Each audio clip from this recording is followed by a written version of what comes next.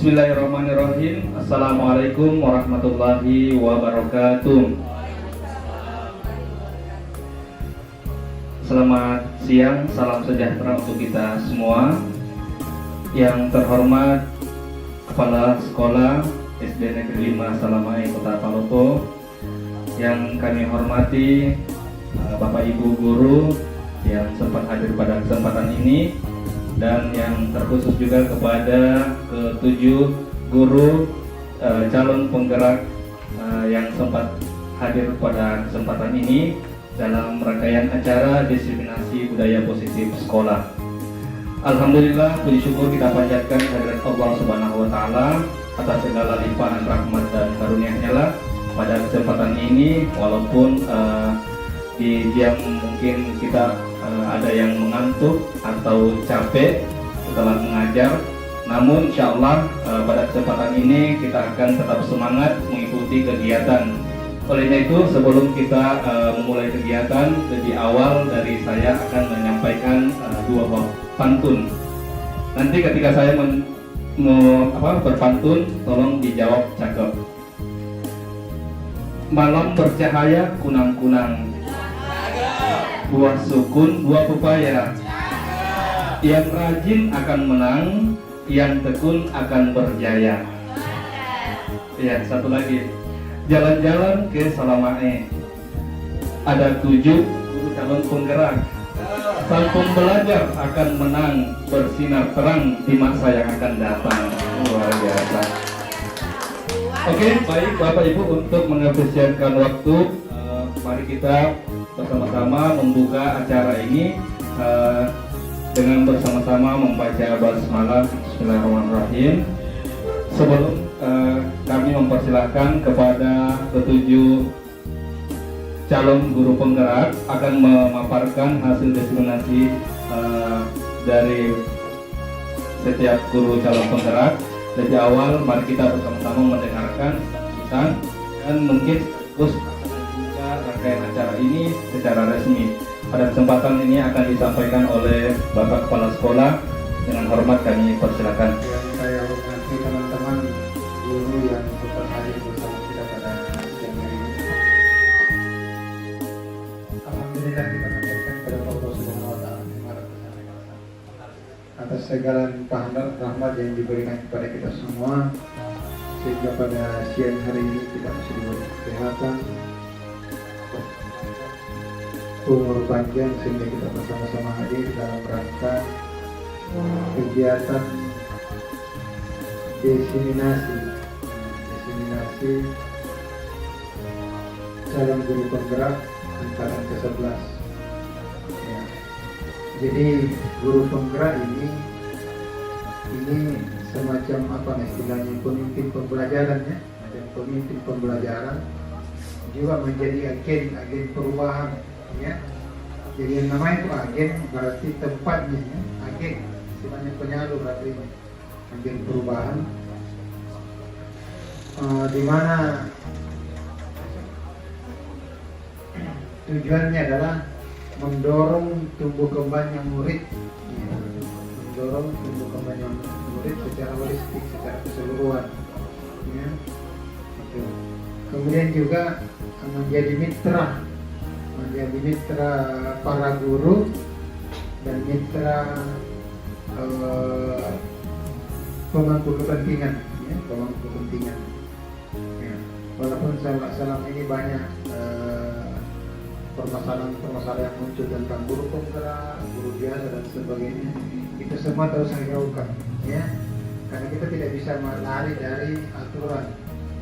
Ya, kalau pemerintah melaksanakan ada namanya guru penggerak, berarti menurut pemerintah itu yang terbaik. Jadi saya ucapkan terima kasih kepada teman-teman, khususnya calon guru penggerak yang ada di SD Salamane. Ya, jangan sampai karena banyaknya guru penggerak di sini sehingga cuek-cuek bisa dengan guru penggerak.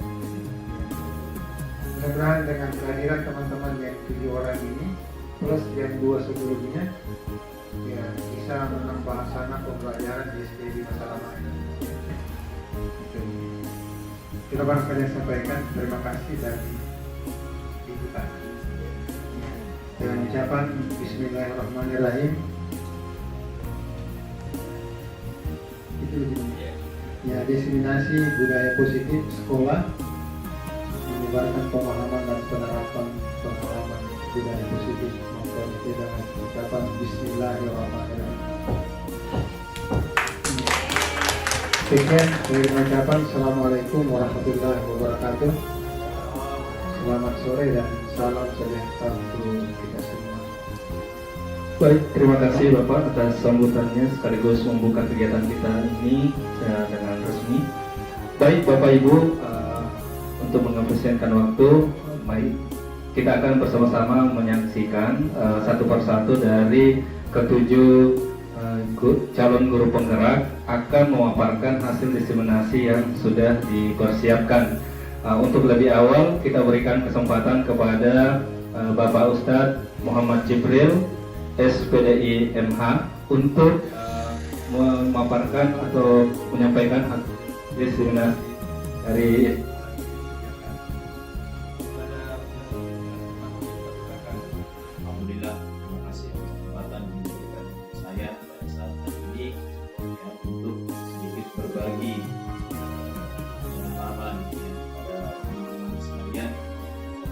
saya dapat tugas pembahasan tentang perubahan paradigma belajar.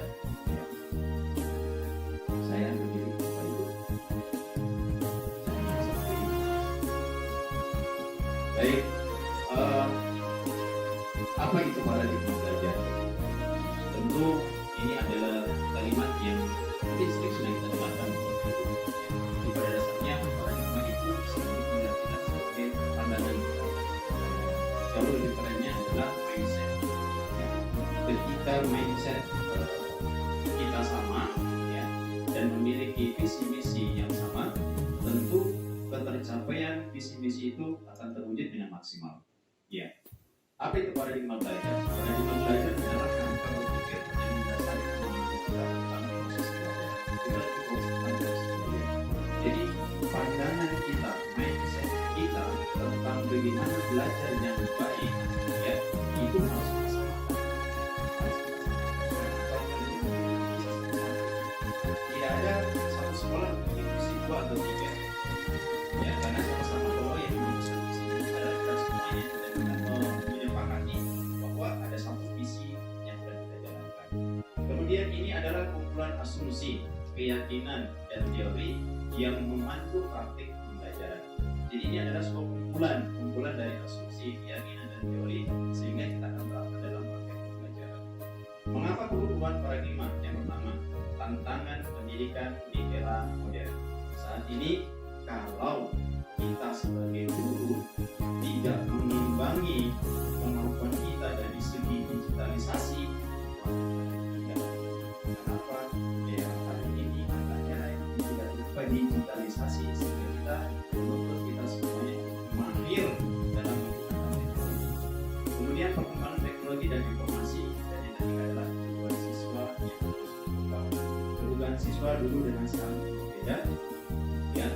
dulu mungkin kita dididik lebih keras dari guru kita, tapi hari ini ya posisinya kita adalah sebagai seorang pelayan yang bagaimana melayani siswa kita ini untuk memenuhi kebutuhan apa yang menjadi kebutuhan mereka.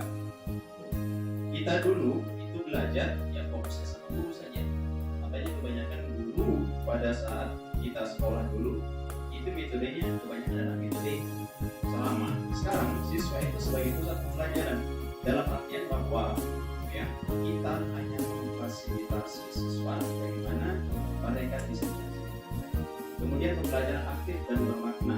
Jadi jangan heran kalau di zaman sekarang kita mengajar itu lebih riuh, kita punya kelas lebih ramai, banyak permainan, banyak atraksi di dalam kelas maupun di luar kelas. Kenapa? Di sini kita lihat adalah disiplin berasal dari kata disiplina, yang artinya belajar. Disiplin mengacu pada disiplin diri yang memiliki tanggung jawab terhadap apa yang dilakukan berdasarkan nilai-nilai yang kita yakini. Berarti disiplin ini harus kita dari jati diri kita sendiri, kemudian kita terapkan kepada peserta didik kita untuk menjadi sampel atau contoh untuk mereka ke depannya. Kemudian di sini kita lihat bahwa disiplin positif itu merupakan salah satu cara penerapan disiplin yang bertujuan untuk menumbuhkan kesadaran serta memperdayakan peserta didik tanpa imbalan atau penghargaan, award, ancaman atau hukuman kepada peserta didik kita. Jadi kita sebagai pendidik itu jangan sekali-kali kita memberikan ancaman kepada peserta didik kita atau hukuman. Kalau perlunya kita rangkullah peserta didik kita dengan kata-kata yang manis, dengan perlakuan yang merasa dirinya untuk nyaman lah untuk dia dapat dari kita. Baik, berikutnya kepada Ibu Irma sebagai narasumber kita dalam diseminasi ini, boleh kami persilahkan. Ya, luar biasa ya, calon guru penggerak SD 5 Salamae. Insyaallah semua akan bergerak. Allahu Akbar. Oke, bismillahirrahmanirrahim. Assalamualaikum warahmatullahi wabarakatuh.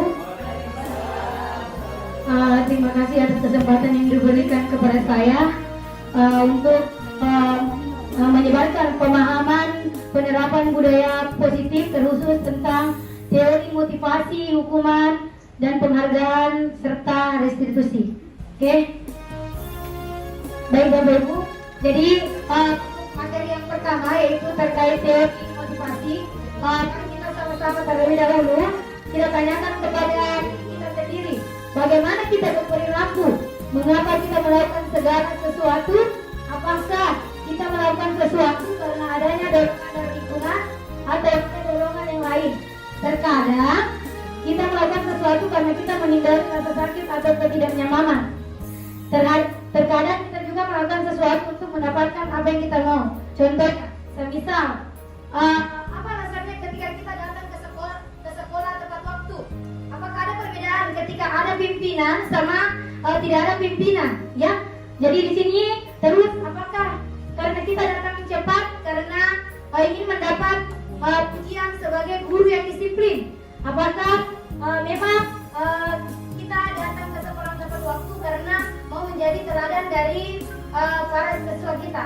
Nah, di sini kita akan mengetahui bagaimana teori motivasi. Jadi nanti mungkin jawabannya kita simpan sendiri dulu supaya kita tahu saya masuk di motivasi mana. Nah, jadi di sini ada 3 motivasi perilaku.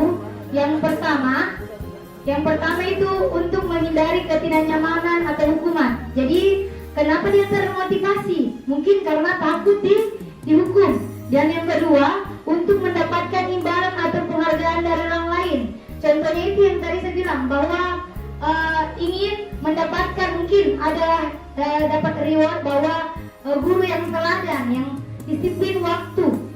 Dan yang ketiga adalah untuk menjadi orang yang mereka inginkan dan menghargai dirinya sendiri dengan nilai-nilai yang mereka percaya. Jadi untuk yang poin pertama dengan poin kedua itu adalah motivasi eksternal dari luar. Kenapa dia termotivasi cepat datang? Ternyata karena ada sesuatu dari luar, yaitu menghindari yang namanya hukuman dan ingin mendapatkan yang namanya imbalan. Berbeda dengan motivasi internal. Motivasi internal ini bagaimana menjadikan orang yang mereka inginkan dan menghargai dirinya sendiri dengan nilai-nilai yang mereka percaya, langsung dari dirinya sendiri. Kemudian kita bahas satu persatu tentang motivasi tersebut. Yang pertama, untuk motivasi eksternal, yaitu untuk menghindari ketidaknyamanan atau hukuman. Jadi untuk ini adalah tingkat terendahnya motivasi perilaku manusia. Kenapa? Karena biasanya orang yang motivasi perilakunya untuk menghindari hukuman atau kenyamanan, dia akan bertanya seperti ini ya, apa yang akan terjadi apabila saya tidak melakukannya? Karena kan hukuman, ya.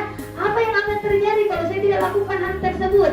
Nah, jadi sebenarnya mereka sedang menghindari yang namanya permasalahan yang mungkin muncul dan berpengaruh pada mereka secara fisik, psikologi, maupun tidak terpenuhi kebutuhan mereka bila mereka tidak melakukan tindakan tersebut. Misalkan ditutup gerbang, kalau ini berarti dia untuk menghindari ketidaknyamanan atau hukumannya. Kemudian untuk mendapatkan imbalan atau penghargaan dari orang lain. Jadi untuk motivasi ini satu tingkat dari motivasi yang sebelumnya. Jadi di sini orang berperilaku mendapatkan imbalan, maka orang dengan motivasi ini akan bertanya, kira-kira apa yang saya dapatkan ketika saya melakukan sesuatu itu? Ya, karena dia mau mendapatkan imbalan. Jadi dia bertanya-tanya, kalau saya lakukan, saya datang tepat waktu, kira-kira apa yang saya dapat? Seperti itu. Jadi mereka melakukan tindakan untuk mendapatkan yang namanya pujian. Selanjutnya, yang motivasi khusus internalnya ya, untuk menjadi orang yang mereka inginkan dan menghargai dirinya sendiri dengan nilai-nilai yang mereka percaya. Nah, kalau yang hal yang ini, nanti orang yang punya motivasi ini akan bertanya pada dirinya, akan menjadi orang seperti apa saya jika saya melakukan hal tersebut. Mereka melakukan karena nilai-nilainya mereka sudah yakini dan hargai. Dan mereka melakukan karena mereka ingin menjadi orang yang melakukan nilai-nilai yang mereka yakini. Jadi motivasi ini membuat orang memiliki yang namanya disiplin positif, ya.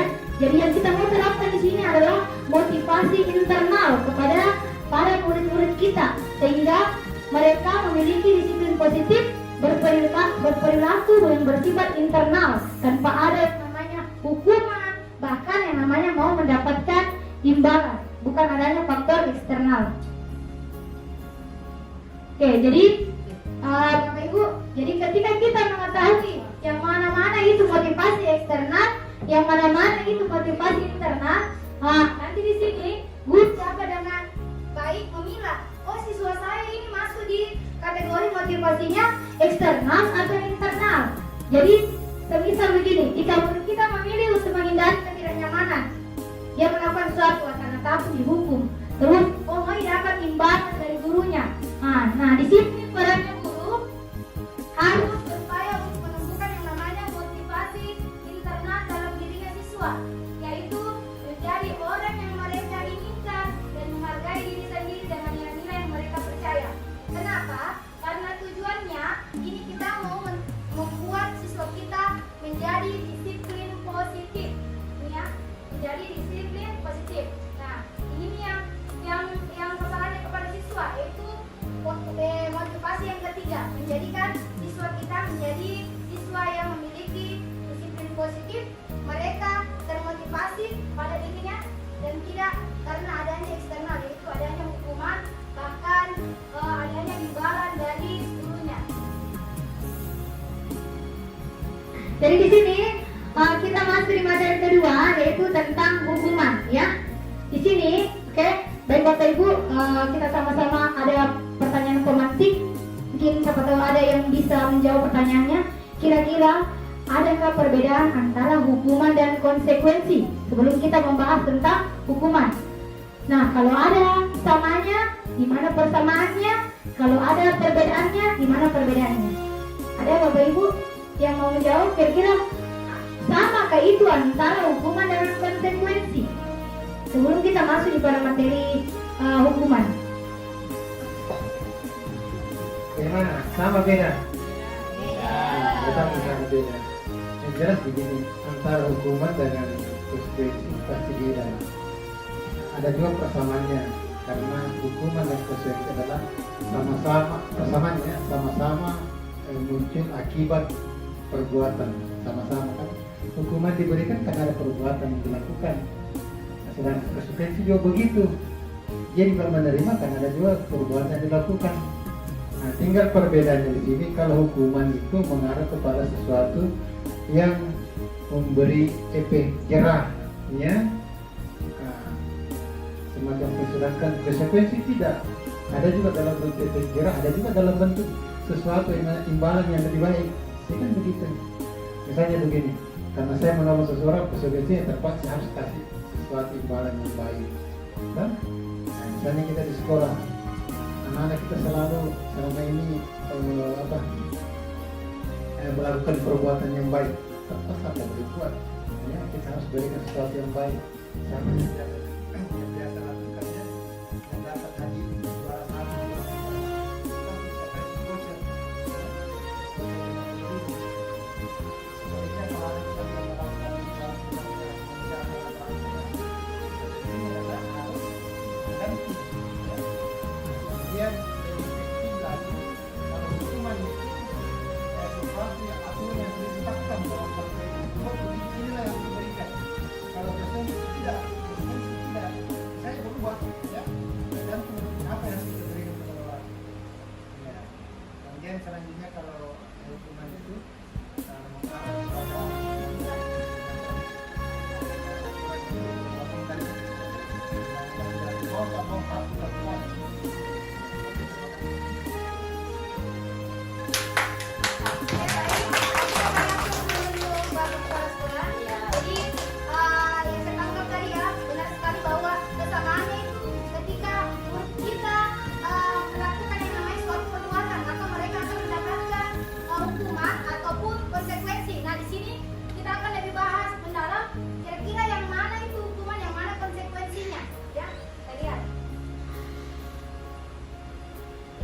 jadi baik Bapak Ibu di sini saya buatkan kolom di mana ada yang dikatakan identitas gagal dan ada yang dikatakan identitas sukses. Nah, untuk hukuman ini hukuman adalah kategori identitas gagal, sedangkan konsekuensi adalah identitas sukses. Kenapa dikatakan identitas gagal dan kenapa identitas sukses? Nah, identitas sukses ini sudah termasuk di dalam disiplin positif. Nanti di sini sebenarnya ada lagi yang namanya restitusi. Nanti insya Allah akan dibahas lebih lanjut oleh Bu Hilda.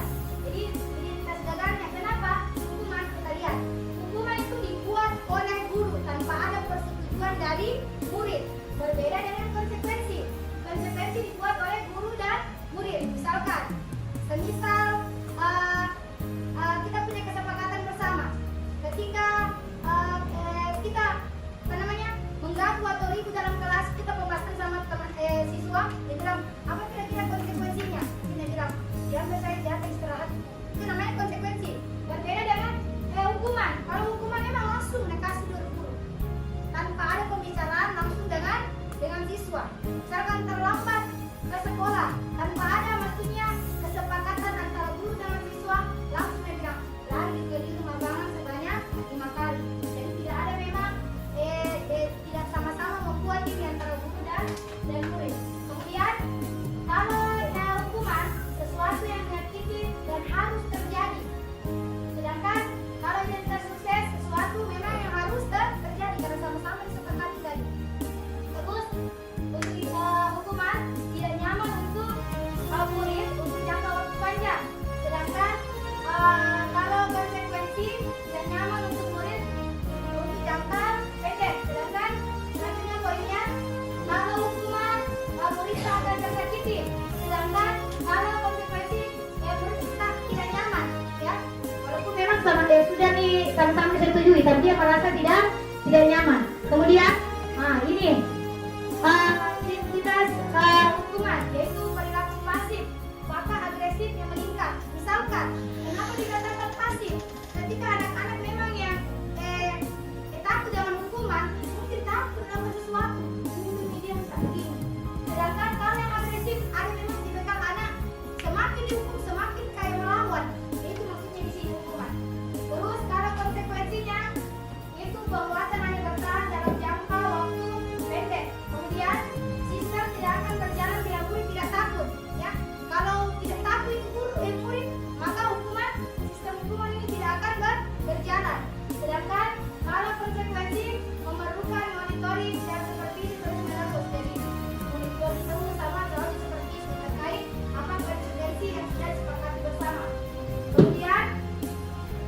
untuk hukuman, murid akan membenci aturan, sedangkan konsekuensi murid akan menghormati yang namanya peraturan karena sama-sama dibahas bersama. Oke. Jadi kesimpulannya untuk hukuman, bahwa hukuman itu bersifat tidak terencana atau tiba-tiba diberikan kepada murid yang membuat perbuatan mungkin yang salah. Kemudian murid tidak tahu apa yang akan terjadi dan tidak dilibatkan. Hukuman bersifat satu arah dari pihak guru yang memberikan, dan murid hanya menerima suatu hukuman tanpa melalui suatu kesepakatan ataupun pengarahan dari pihak guru, baik sebelum dan sesudahnya. Jadi hukuman yang diberikan itu baik berupa fisik, psikis, bahkan disakiti dengan perbuatan atau kata-kata, ya. Bahkan yang saya pelajari itu nada tinggi saja, walaupun memang kadang tidak bisa terkontrol, ya, terkontrol. Maklum guru kalau mungkin membarat juga akhirnya ada suara nada tinggi yang kita keluarkan. Nah, dalam pelajaran itu bilang ternyata kalau suara nada tinggi termasuk juga hukuman, ya. Kayak di sini kemudian sementara disiplin itu dalam bentuk konsekuensi sudah terencana, sudah disepakati bersama sama siswa. Jadi di sini dibuat oleh pihak guru atau sekolah, dan murid sudah mengetahui sebelumnya konsekuensi yang akan diterima bila ada pelanggaran. Jadi kalau pada konsekuensi, murid tetap dibuat tidak nyaman untuk jangka waktu pendek. Nah, sekarang mari kita tahu bersama. Tadi sudah ditentukan bahwa ternyata hukuman dengan konsekuensi itu berbeda, ya. Satu dibuat oleh guru, langsung dibuat sama guru. Yang satunya itu ada kesepakatan dari murid dan guru. Oke, baik. Bapak Ibu, kita perhatikan bersama. Di sini ada poin 1 sampai 5, ya. Kita lihat. Ketika tindakan gurunya mencatat 100 kali di dalam buku kalimat, mencatat 100 kali dalam buku kalimatnya seperti ini. Saya tidak akan terlambat lagi karena terlambat ke sekolah.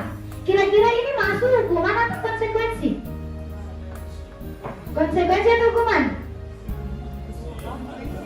Oke, simpan ya. Nanti setelah ini ada jawabannya. Selanjutnya, membersihkan coretan yang dibuat di meja tulis. Apakah itu masuk hukuman atau konsekuensi? Lanjut, membersihkan tumpahan air di meja tulis karena tersenggol pada saat belajar. Yang keempat, berdiri di depan kelas sambil mengangkat kaki satu karena tidak bisa menjawab pertanyaan. Yang kelima, membersihkan WC sekolah karena mematahkan pensil. Kalau paling satu tadi apa? Menulis sampai 100, konsekuensi atau hukuman. Oke, kalian ya, itu sangat merasakan tidak kenyamanan sekali, mana? Iya, berat sekali. Kalian ya, oke. Oke, jadi kita lihat pada poin pertama itu dia termasuk dalam hukuman luar biasa, 100 kali dalam buku, 100 kali itu bersejarah kesentangannya naskah, ya. Itu baru membersihkan coretan, ini masuk konsekuensi. Mungkin sudah ada pembahasan awal bahwa kalau kita tipis-tipis nanti itu meja itu berarti kesepakatannya harus dibersihkan, bawa minyak tanah atau bensin dari rumah. Nah, ini juga membersihkan tumbahan di meja tulis karena tersenggol, ini konsekuensi. Nah, ini hukuman ini mungkin zaman-zaman dulu, ya, kalau sampai ke CCTV berdiri di depan, nah, sama membersihkan WC. Oke, selanjutnya, nah ini ya, dihukum oleh penghargaan, ya. Saat kita berulang kali menjanjikan hadiah kepada anak-anak agar berperilaku bertanggung jawab atau kepada seorang murid agar mempelajari sesuatu yang baru, maka kita sedang berasumsi mereka tidak dapat melakukannya. Mereka tidak akan memilih untuk melakukannya. Menurut Alkitab bahwa penghargaan maupun hukuman adalah cara-cara mengontrol perilaku seorang yang menghancurkan potensi untuk pembelajaran yang sesungguhnya. Selanjutnya juga mengungkapkan bahwa pernyataan dari hasil pengamatannya selama ini tentang tindakan memberikan penghargaan yang nilainya sama dengan menghukum seseorang. Di sini saya mulai sadar-sadar dulu mungkin yang pemekaran CGP yang tahun sebelumnya saya baru tahu yang namanya penghargaan. Setelah saya belajar di guru penggerak, saya sudah paham yang mana sebenarnya penghargaan yang harus saya berikan, yang mana yang tidak boleh saya berikan. Dihukum oleh penghargaan. Ya, yang mana? Apa pengaruhnya? Apa dampaknya? Ketika dikatakan dihukum oleh penghargaan. Yang pertama, pengaruhnya itu jangka pendek dan jangka panjang. Kenapa? Karena penghargaan efektif jika kita menginginkan seseorang melakukan sesuatu yang kita inginkan dalam jangka waktu pendek. Kita berikan imbalan. Ada kita ini kasih, kita kasih yang sini, jangka pendek. Jadi kalau kita ini tidak mau itu, karena dia memang ujung-ujungnya itu karena mau dapat penghargaan. Yang kedua, penghargaan tidak efektif. Kenapa? Suatu penghargaan adalah suatu benda atau peristiwa yang diinginkan, yang dibuat dengan persyaratan.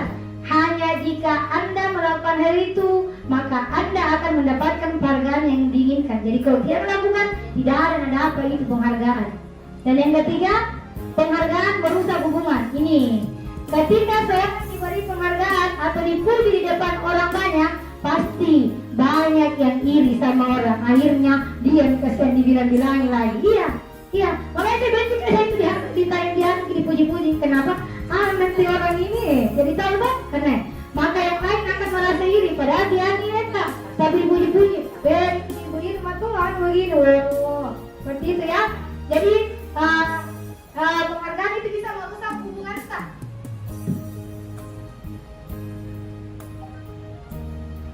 Selanjutnya di sini, yang keempat, penghargaan mengurangi ketepatan. Terus yang kelima, penghargaan menurunkan kualitas. Misalkan, kalau kualitas terkadang diberikan penghargaan, mungkin karena misalkan dibayar kan penghargaannya. Ketika dia tidak dibayar, mengerjakan misalkan jurnal, maka nanti itu jurnal yang kerja itu tidak setotal ketika dia mendapatkan penghargaan. Yang keenam, mematikan kreativitas. Dan yang ketujuh, penghargaan mengukur. Dan yang paling terakhir, ini ya, perhatikan Bapak Ibu, yang paling saya tertarik karena di guru penggerak ada pertanyaannya, dan di poin 8 yang mana kalian paling tertarik? Ya ini apalagi sebut penghargaan mengukur. Kenapa? Ini nih yang perannya perankingan di dalam kelas. Ya, perankingan di dalam kelas. Kenapa? Ada pengalaman sebelumnya berkali-kali saya masuk memang kasihan itu anak-anak yang kupegang kelas 2 dulu nih. Cerita itu lama-lama. Jadi seakan-akan kasihan itu anak-anak terlalu sekali nih. Batinnya bagaimana itu, makanya penghargaan mengukur. Mungkin kalau ditanya bilang berapa mulut, kalau mau dibuka itu kasihan sekali anak-anak. Karena kita tahu bersama kalau anak-anak itu adalah anak yang unik. Mungkin ada yang unik bagian kreativitasnya, ada yang jago matematika, ada yang jago bahasa Indonesia. Nah di sini nih, pada saat ada pertanyaan dari guru penggerak yang mana paling tertarik, saya sangat tertarik yang namanya penghargaan hubungan, karena dikatakan dalam materi tersebut bahwa kerenjingan itu termasuk adalah penghargaan mengukur. Karena pengalaman saya seperti itu, waktu di kelas 2 yang paling saya dapat, pokoknya bisik-bisik sama mama. Kenapa bisa kalah begini. Akhirnya itu kasihan anak-anak bagaimana sama mamanya, yang lain terasa. Yang terakhir adalah motivasi dari dalam diri. Jadi saat seorang anak belajar untuk pertama kali menggabungkan yang namanya huruf-huruf, bahkan kata-kata, dan serta menyadari bahwa ia dapat membaca, maka timbullah itu di pilar matanya dan senyuman di keterampilan barunya bahwa mereka sadar, mampu, dan dia sudah dapat membaca. Sesungguhnya sudah merupakan sebuah penghargaan, ya. Ketika dia mampu menggabungkan, bahkan bisa kata-kata itu bahwa dia sudah senyum-senyum dari gurunya begini. Ini penghargaan dari kepada siswa tersebut. Jadi di sini adalah restitusi, di mana nanti penyelesaian masalah yang paling terbaik yang kita pecahkan itu kita menggunakan yang namanya restitusi, di mana ciri-ciri dari restitusi yaitu restitusi bukan untuk menebus kesalahan, namun untuk belajar dari kesalahan. Yang kedua, restitusi memperbaiki hubungan. Yang ketiga, restitusi adalah tawaran bukan paksaan. Dan yang terakhir adalah restitusi menuntut untuk melihat ke dalam dirinya siswa. Mungkin sekian dari saya tentang bagaimana teori motivasi, bagaimana penghargaan, bagaimana hukuman, dan bagaimana restitusi. Oke, kurang lebihnya mohon dimaafkan. Yang benar datang darinya Allah, dan yang salah dari pribadi saya, hamba mohon diampunkan. Oke, wassalamualaikum warahmatullahi wabarakatuh. Waalaikumsalam warahmatullahi wabarakatuh. Ya, luar biasa pemaparan dari Ibu Irma. Terakhir nih, kalau begitu nak kita belajar apa setelah ini? Tidak ada Pak Guru, matematika nih. Dibilang, jadi tidak ada buku lain kita bawa, tidak ada Pak Guru. Terpaksa saya kasih tugas, saya suruh mencatat angka 1 sampai 500. Apakah itu termasuk hukuman atau bagaimana Bu? Kan tidak tahu anunya. Mau kali-kali juga saya buntu kali-kali, jadi saya tidak tahu materi apa yang mau kasih. Kalau itu bukan termasuk Atau apa termasuk paradigma lama? Paradigma belajar lama apa gimana enggak? berkeliaran dalam kelas. Maksudnya bagaimana? Berkeliaran di dalam kelas. Ya? Berkeliaran. Ya kan sebelumnya berkeliaran karena tidak ada guru di dalam. Nah, jadi saya ambil inisiatif. Saya bilang daripada berkeliaran, jadi saya kasih tugas. Maka kasih tugas sesuai dengan mata pelajarannya. Nah, saya tidak tahu matematika. Terpaksa saya bilang, pemukuan ini saya kasih Mian, suruh menulis angka 1 sampai 500. Saya perkirakan nih bilang sampai selesai ini pulang Mian anak. Kalau menurut saya, kalau yang semacam itu tergantung dari dulu niatnya yang pertama. Maksudnya kan kita mau mengisi. Iya. Tapi Bingung. aku mengisi itu bukan termasuk hukuman karena bukan kita. Cuma karena kita bilang bahwa supaya tidak keluar sampai 4 jam, ayo kita sampai 500. Iya. Kecuali maksudnya dia ada perbuatan yang memang yang salah.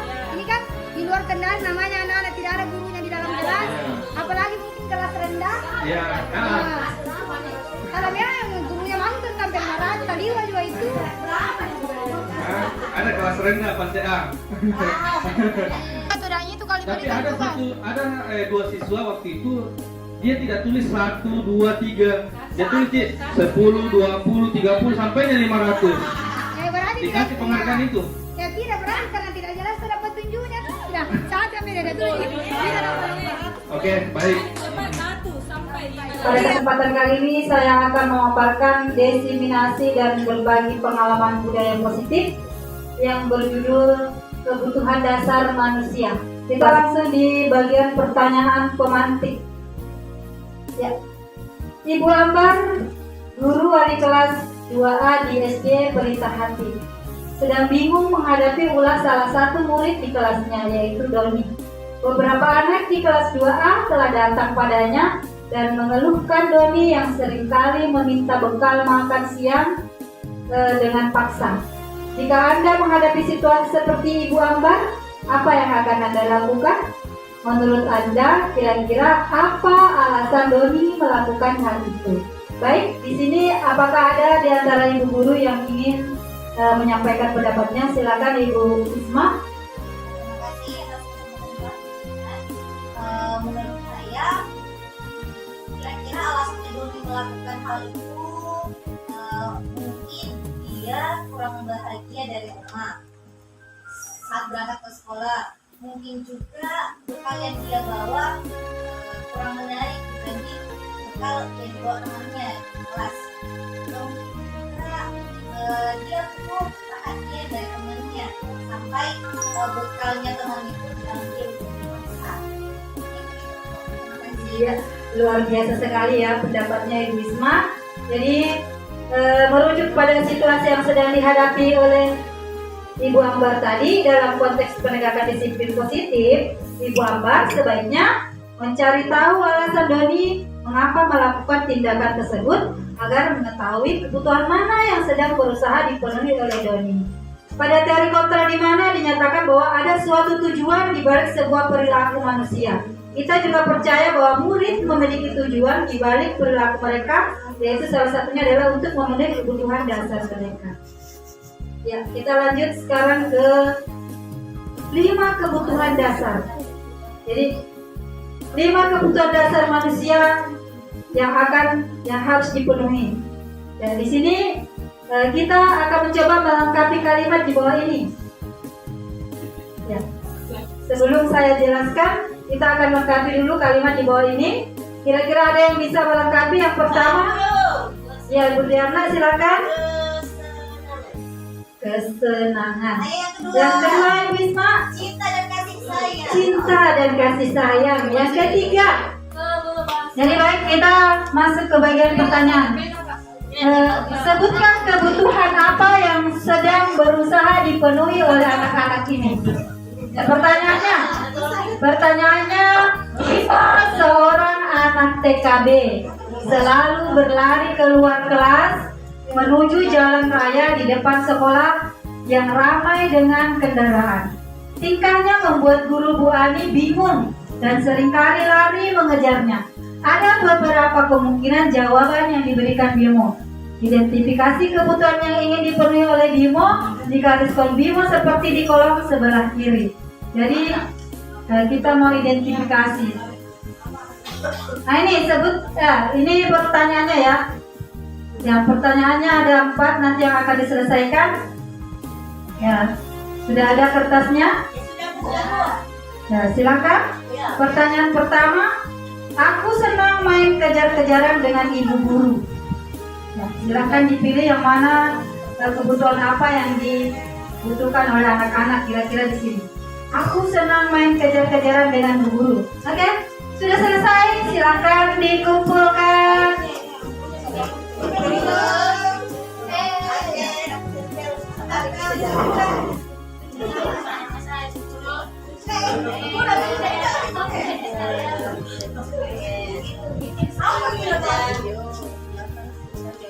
Oke, sudah selesai semua. Nah, sekarang mungkin ada yang satu orang mewakili.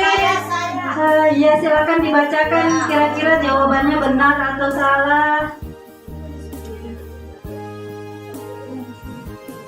Oke, terima kasih. Di sini ada sebutkan kebutuhan apa yang sedang berusaha dipenuhi oleh anak-anak. Saya ambil satu ya. Yang pertama kesenangan, kedua cinta dan kasih sayang, terus ketiga pengusahaan dan kebebasan. Yang keempat, aku bosan belajar mewarnai terus di dalam kelas. Artinya anak-anak butuh kebebasan, tidak di dalam kelas terus mewarnai terus, tapi bisa juga belajar di luar kelas. Bapak Ibu guru hebatnya SDN 5 Salamae, sebagai kesimpulan dari pemaparan saya pada hari ini tentang kebutuhan dasar manusia, yaitu pada dasarnya setiap manusia atau mood memiliki kebutuhan yang harus dipenuhi, yaitu yang pertama kebutuhan bertahan hidup, yang kedua kasih sayang dan rasa diterima, ketiga penguasaan, keempat kebebasan, dan yang kelima adalah kesenangan. Keyakinan kelas. Mengapa keyakinan kelas? Mengapa bukan peraturan saja? Nah, ini adalah saya kasih dulu di atas pertanyaan pemantik. Dimana yang pertama, mengapa kita memiliki peraturan tentang penggunaan helm pada saat mengendarai kendaraan roda 2 atau bermotor? Kenapa kita harus pakai helm? Kira-kira kenapa kita harus pakai helm? Siapa yang pakai motor sini? Dengan bola. Oke. Dari seperti supaya kita aman. Ada lagi yang lain? Menjaga keselamatan diri. Jadi dari sini, di sini bisa menjawab pertanyaan mengapa harus keyakinan kelas? Mengapa bukan peraturan saja? Dari yang dijawab tadi, nilai keamanan, nilai keselamatan, nilai kesehatan. Itulah yang menjadi dasar yang harus kita yakini. Kita yakin bahwa ketika kita pakai helm, kita itu selamat. Tanpa harus ada paksaan dari orang lain. Tadi sudah dibahas oleh teman-teman. Materi pertama dari paradigma lima fungsi kontrol, kemudian ada intrinsik, disiplin positif, dan yang lainnya. Nah, di sini sekarang kita akan melakukan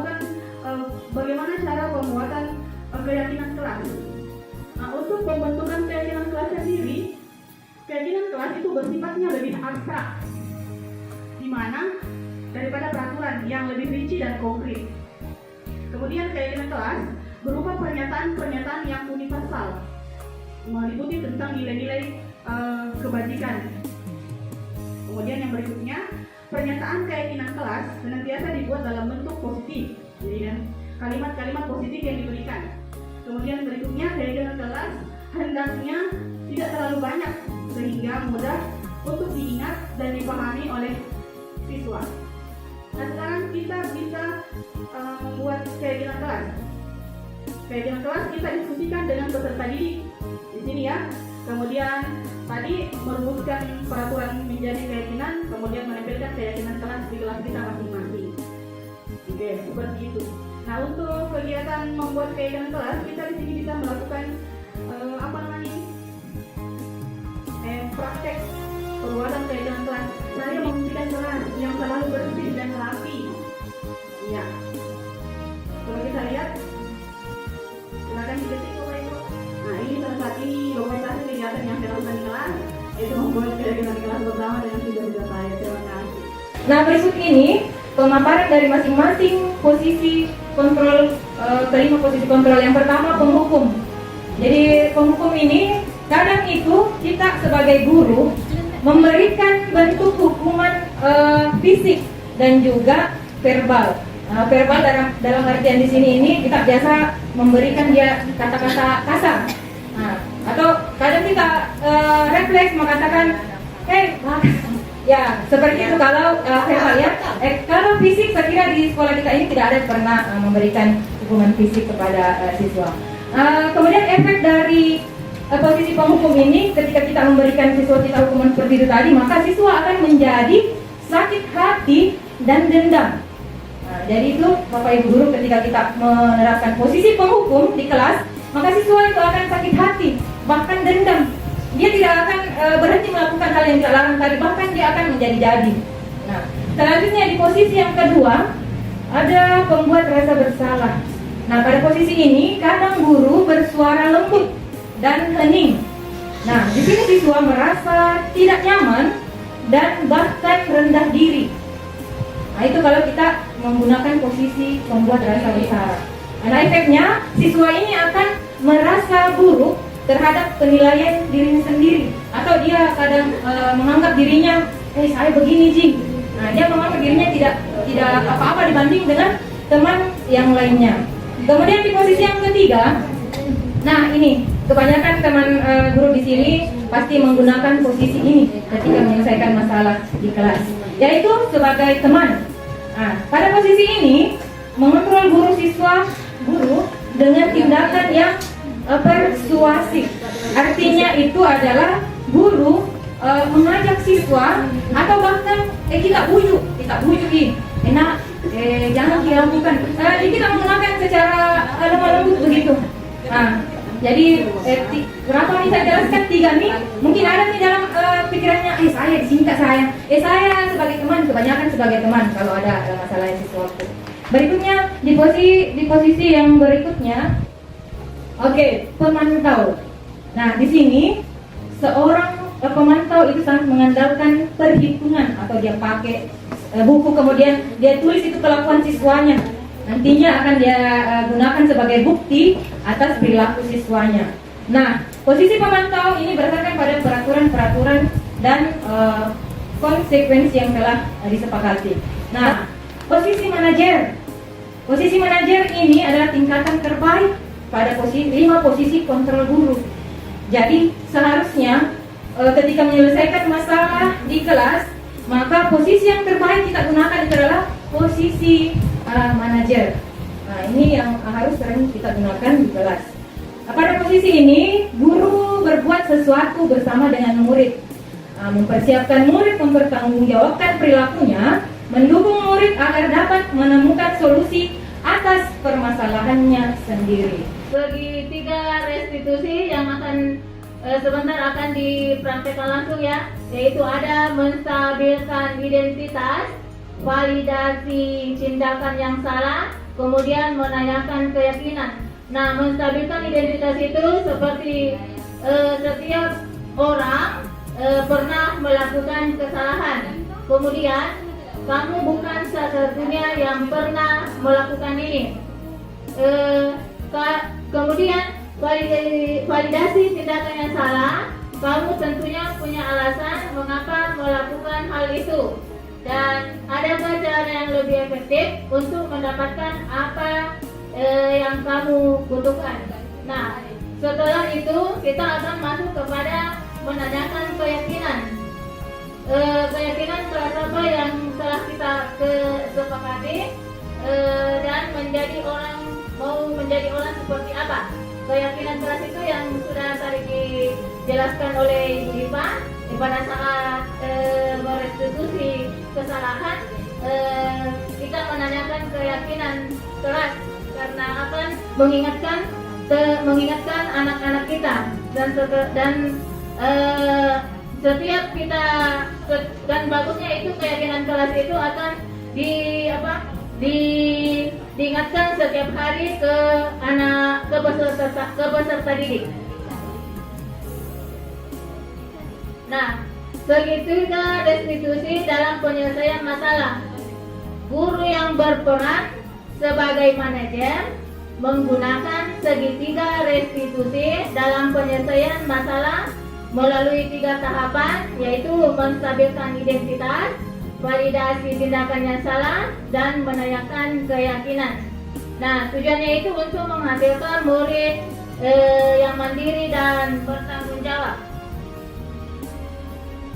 Nah, sekarang kita masuk pada menstabilkan identitas. Ketika kita merestitusi masalah, maka yang perlu kita tanyakan adalah yang perlu kita lakukan pertama itu adalah menstabilkan identitas. Yang bagaimana itu? Nah, untuk mengubah identitas anak dari orang yang gagal karena melakukan kesalahan menjadi orang yang sukses. Anak yang melanggar peraturan karena sedang mencari perhatian adalah anak yang sedang mengalami kegagalan. Kalau kita ingin menjadi reflektif, maka kita harus meyakinkan si anak dengan cara mengatakan kalimat-kalimat, ya. Berbuat salah itu tidak apa-apa.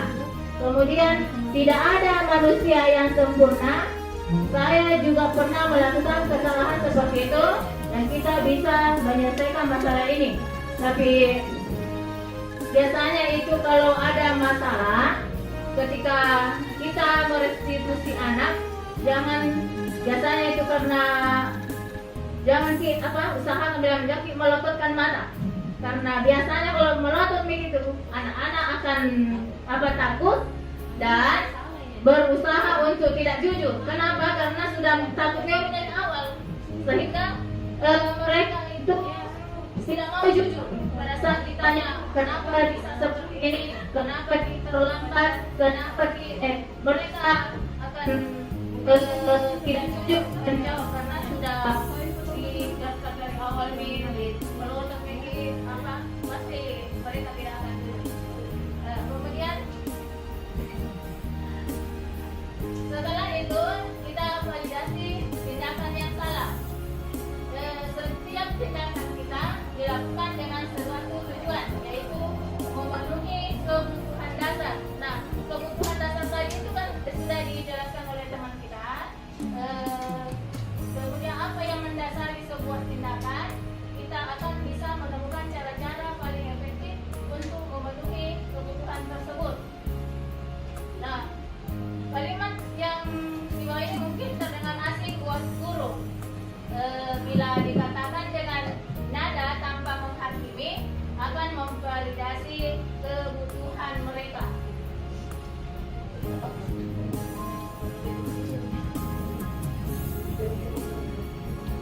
Nah, pertanyaan-pertanyaan itu seperti, padahal kamu bisa melakukan yang lebih buruk dari ini. Misalnya tidak sengaja dia senggol temannya. Nah, teman yang sebelahnya lagi, temannya yang teman baru senggol itu melawan. Apa kira-kira tindakannya? Kemudian kamu pasti punya alasan mengapa melakukan hal itu. Alasannya kenapa? kamu patut bangga pada dirimu sendiri karena kamu melindungi sesuatu yang penting buatmu. Kamu boleh mempertahankan sikap itu, tapi kamu harus menambahkan sikap yang baru. Kemudian 3, menanyakan keyakinan. Menanyakan keyakinan, teori kontrolnya yaitu bahwa kita pada dasarnya termotivasi secara internal. Ketika identitas sukses telah tercapai, maksudnya langkah yang pertama tadi, dan tingkah laku yang salah telah divalidasi. Anak dari rumah tahu nggak apa yang saya lakukan pada saat ini dulu di depan ibu guru? Apa? Kenapa bisa terlambat, Nak? Kenapa bisa terlambatnya?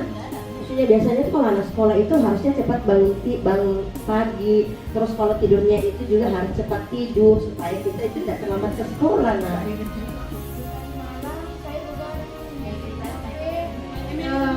serius sama teman main game FF. Masya Allah, luar biasa. Tepuk tangan dulu, Nak. Karena kenapa kesalahan apa? Dia main game apa? Main FF ya? Ibu pun tak bisa sebut karena FF apa?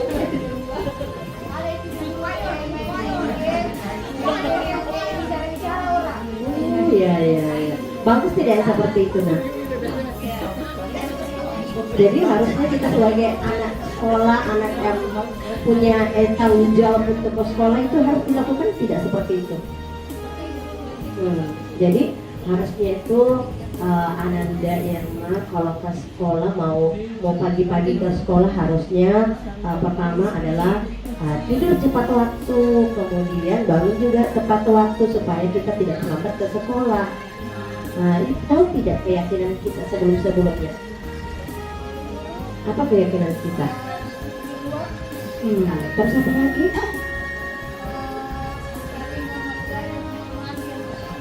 Betul sekali. Jadi anak ibu guru kayak Irma harus kita tahu apa keyakinan kita. Jadi harus kita ingat, oh kalau saya keyakinan kelas kita itu karena sudah kita sepakati harus datang tepat.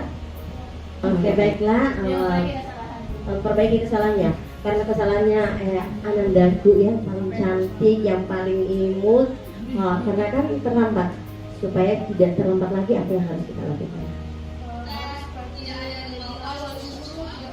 Bermainnya mungkin dibatasi sampai jam 8 saja orang main SF. Selebihnya cepat tidur supaya cepat bangun ke sekolah. Luar biasa. Jadi lain kali ingat tidak?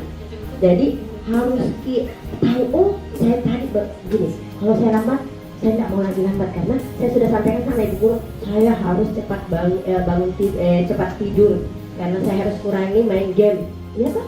Jadi lain kali jangan ya, Nak. Ya, makasih kembali, silakan. Baiklah, yang itulah tadi contoh penerapan segitiga restitusi yang dipraktekkan langsung sama Ibu Diarna sebagai guru dan Ibu Irma sebagai siswa. Kalian sangat luar biasa. Baik, tanggapan saya tentang diseminasi budaya positif sebelumnya yaitu sangat inspiratif, memberikan banyak pengetahuan khususnya tentang budaya positif di sekolah, terutama di dalam kelas. Bagaimana berinteraksi dengan peserta didik, kemudian menumbuhkan budaya positif secara internal dari diri dalam pribadi peserta didik kita sendiri yang jika itu bisa terbentuk sendiri secara internal, ini tentunya akan menjadikan peserta didik kita itu lebih mandiri, baik itu dalam pelaksanaan tugasnya maupun ketika mereka mandiri belajar. Jadi tidak perlu menunggu instruksi atau arahan dari gurunya, tetapi ada inisiatif sendiri dari dalam diri peserta didik kita. Mungkin seperti itu dari saya. Terima kasih.